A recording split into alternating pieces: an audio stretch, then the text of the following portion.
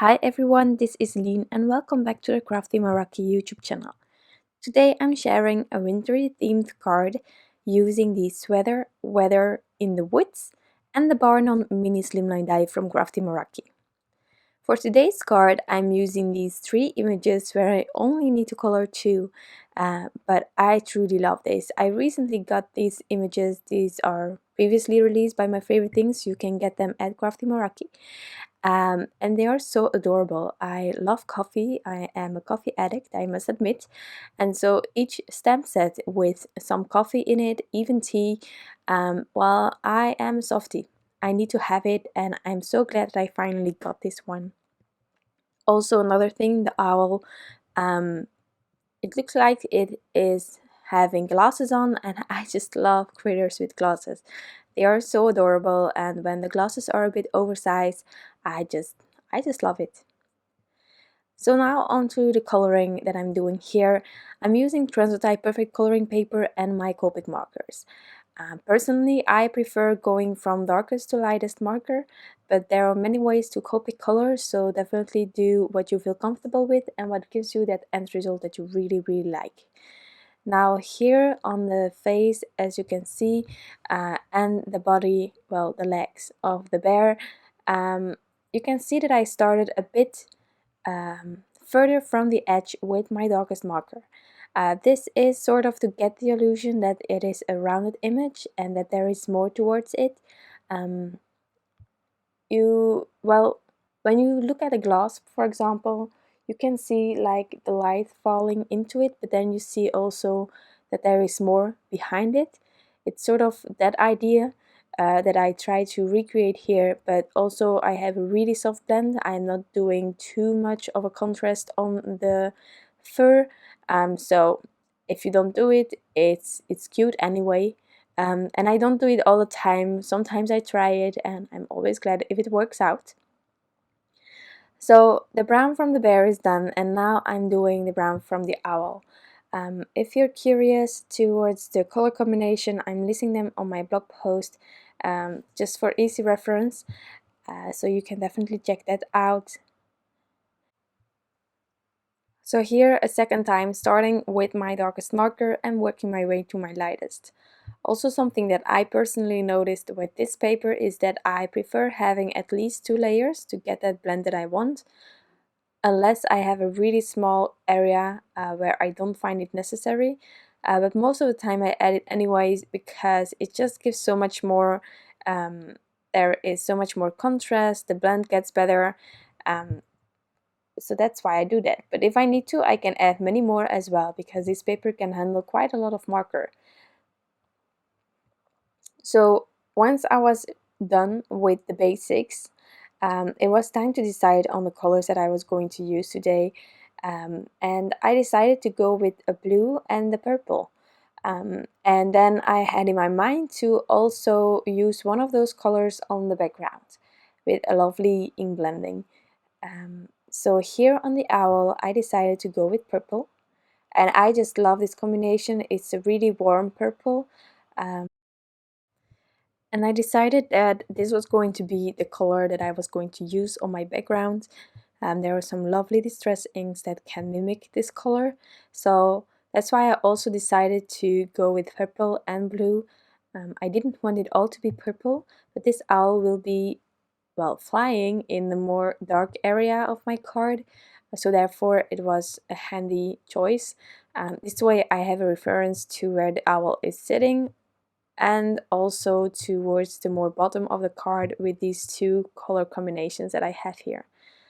So you will see that coming back in the background. And then for the bear, I decided to go with one of my favorite blue combinations, the BG 78, 75 and 72. It's a really soft but dark blue combination. I just love it. It's really lovely. And so I just started adding, same principle as previously, leaving some sort of an edge between the lines and my darkest marker, and then I will work my way towards my lightest again. And because it's quite a large area and I have 3 markers, I'm also doing some flicking here. It's also a technique that can help you when you're trying to blend and you have some colors that do not blend very well, or just if you want to have a quicker blend. Flicking often helps me with that. So here, the second layer, and you will definitely see that it adds way more than what I originally had. There is way more contrast, and I just love that. But again, flicking, and I know that I had quite a large area with the lightest color, so I know that I can flick a bit further this time around to fit it completely. But don't forget that it's easy to add color, it's way harder to remove if you don't like the dark color or the amount of dark color that you have.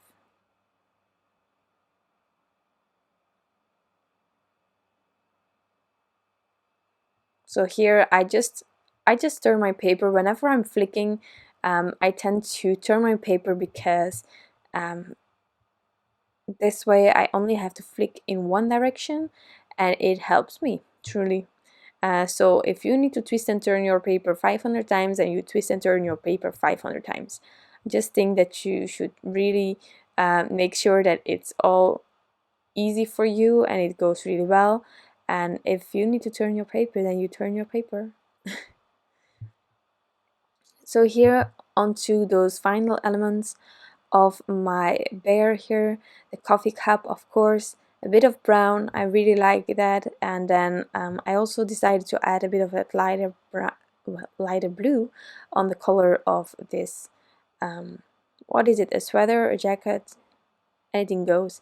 And then of course the buttons, I decided to give it a bit of yellow. Nothing fancy because it's a really tiny area, so I'm just going to add it one time, one marker,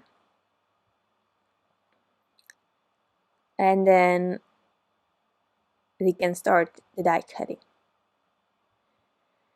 So I'm using the matching dies to cut all of these elements out, and then I will start on the background.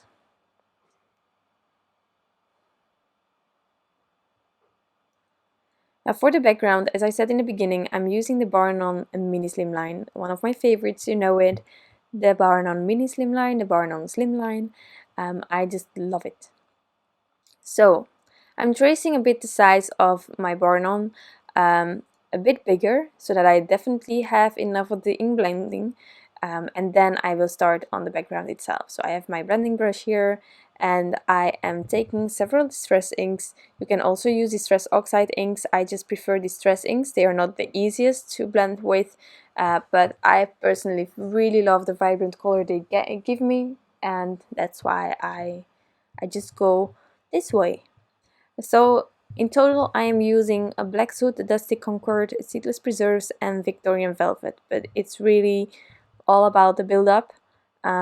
It's quite a large panel to start blending like this, so it took me a while, and you will see that the end result is completely different to what you can see here. This personally is rubbish still, but you just need to keep adding. Also the paper, it's the same paper Transotype. It's not the easiest paper again to blend on. If you're having trouble with blending and you really like distress inks or similar inks, then try, for example, Strathmore Bristol Smooth.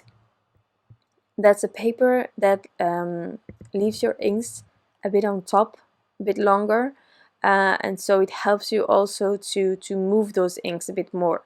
In the case of this paper, it isn't that easy to blend with, but once you added quite a lot of ink and the paper gets a bit saturated, it also works better to get that blend going on. So that's why I don't panic when my first go is not nice at all, and I just keep going. Also, I am creating a gradient in one color family except for the addition of the black Soot.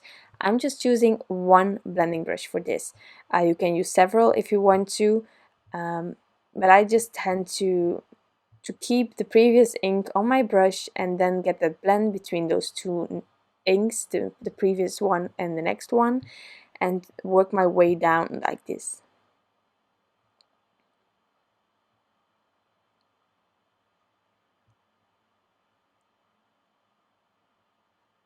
So here on the bottom I'm also not going completely all the way with the colors.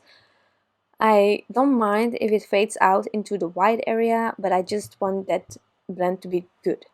Now also another tip is to, well, if you use a dye on an ink blended piece like this, the dye probably will help you with covering up areas that weren't as great.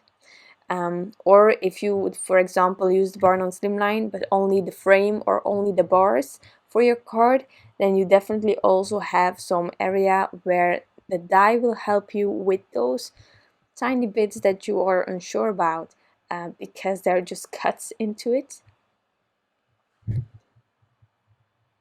So here you can see it's really a process of adding, and I didn't want to snip anything out to show you that it took me quite a while, but I really like ink blending. I think it's also really therapeutic, and so I just keep going, and once I have a lovely gradient, I can die cut this adorable and amazing die.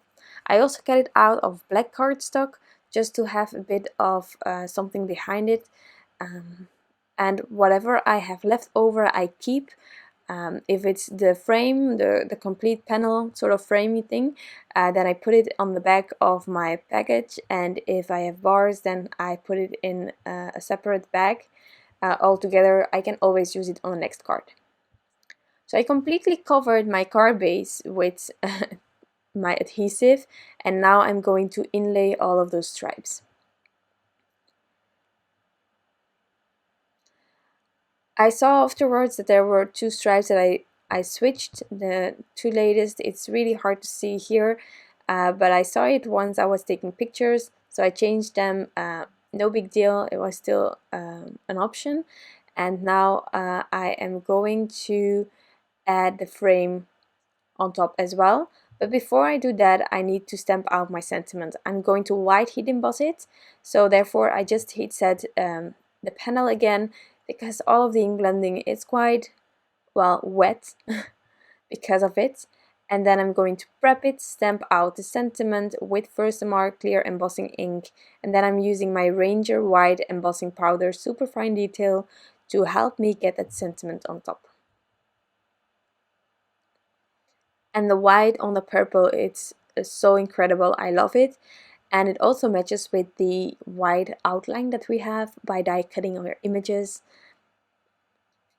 It helps it pop. So once I removed all the excess embossing powder, I heat set it with my heat tool, like this, and then I could buff off the excess anti-static powder, and then it was time to assemble the rest of the card.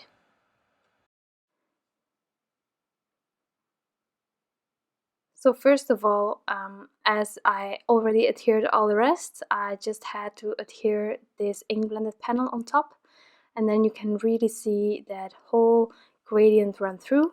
However, if you don't like that, or you want to make two cards at once, then you can definitely leave it like this with a black or maybe a white frame kind of Barnum Mini Slimline, and then use the ink blended version of the frame on the second card.